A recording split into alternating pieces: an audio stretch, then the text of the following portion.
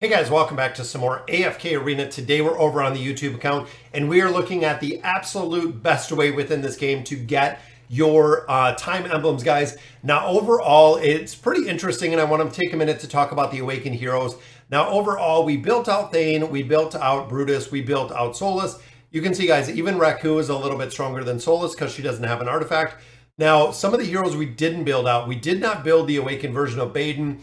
But as you can see here, guys, we did put some tier 3 gear on him. I have some tier 4 gear on him.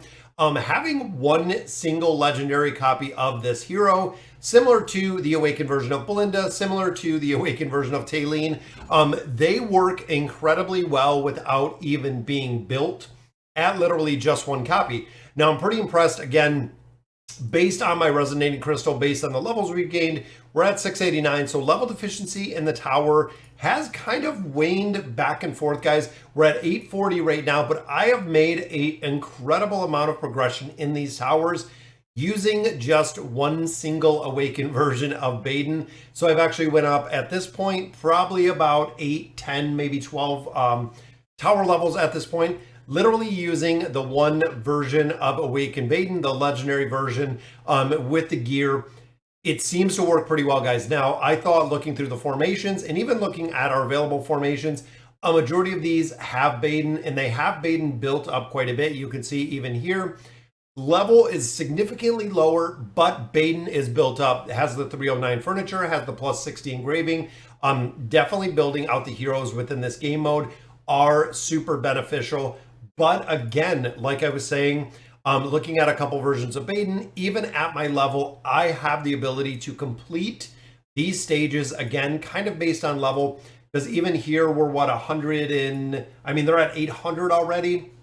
So we're what, 111. We're very close in the level deficiency. But what I've actually found with, again, a couple of these towers is one single version of the Awakened Heroes do work, but a couple like the World Tree are very dependent on the heroes that you have. Now, specifically in here, the Awakened version of Solus, again, will work, who does work incredibly well, which I am completely shocked that we continue to build out, guys, is Orin. Now, I feel like Orin is a hero that a lot of players have been kind of overlooking. I've been working on his engraving, finally got the plus 30 signature item today. And again, what we're looking to do is really push out, you can see plus 26.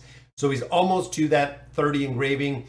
Now, the big thing, guys, is again, you want to build some of the tower heroes that are going to allow you to push progression in here, because ultimately when you're getting and moving through these towers, guys, this is what we're looking for.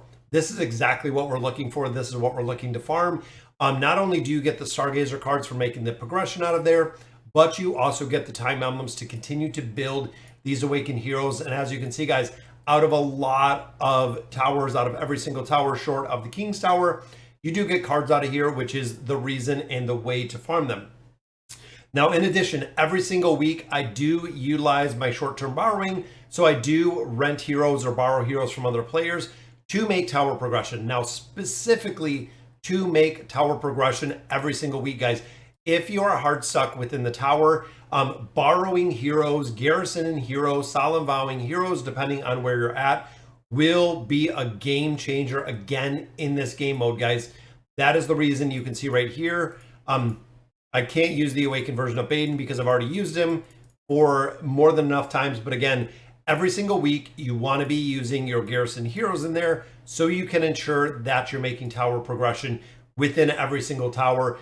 Especially when it comes to like Belinda, make sure that when the towers are open, guys, that you're getting the trial version. So I got the trial version of the Awakened version of Belinda actually last week.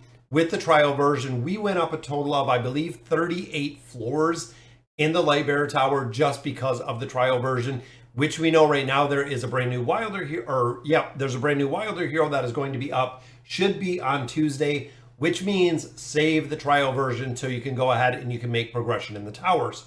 Now, we've talked about this before, guys.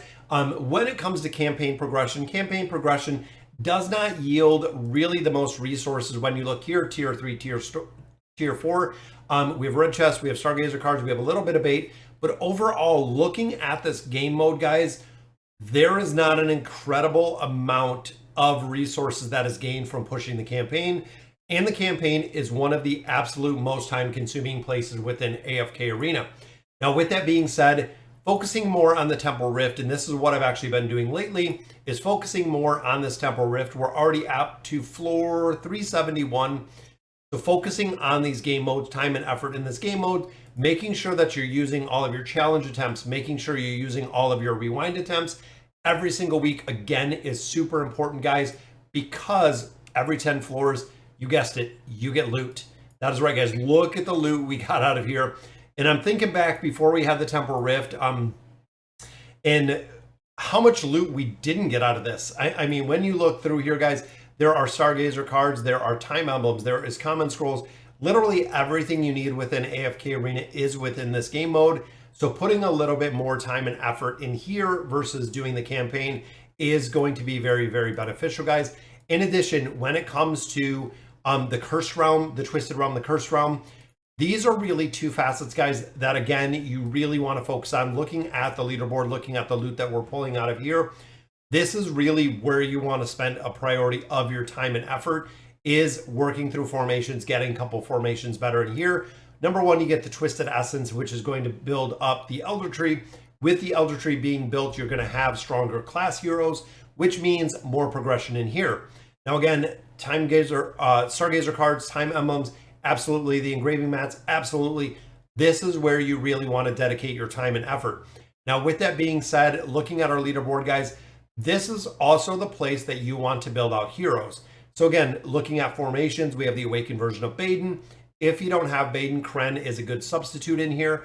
But running through these formations and seeing exactly what heroes we are seeing in here can really lead to who you're building. Again, focusing on the Temporal Rift and focusing on the Twisted Realm and the Cursed Realm versus building out all of those original meta heroes that we've seen before, guys. This is really currently the game mode that you really do want to focus on, just because of the absolute amount of loot that you get out of this game mode. And you'll also notice as we're going through a bunch of the different bosses, they're very similar. A lot of the comps do run very similar, if not the same comps in multiple boss formations, which again means that there are very specific heroes that you do want to build out when it comes there. And foregoing some of the Awakened heroes, guys, again, making sure you merc at least one fully built Awakened hero every single time is super, super important. Since I do not have that Awakened version of Baden built, I borrow him every single week from my Greyborn account because he is going to fill the slot that I need for the Temporal Rift. Also, or excuse me, he is going to fill the slot that I need for the Twisted Realm and the Cursed Realm both, which means, again, that I don't have to build them. Seems like we're at a point, though, we're going to have to get that Awakened version of Belinda.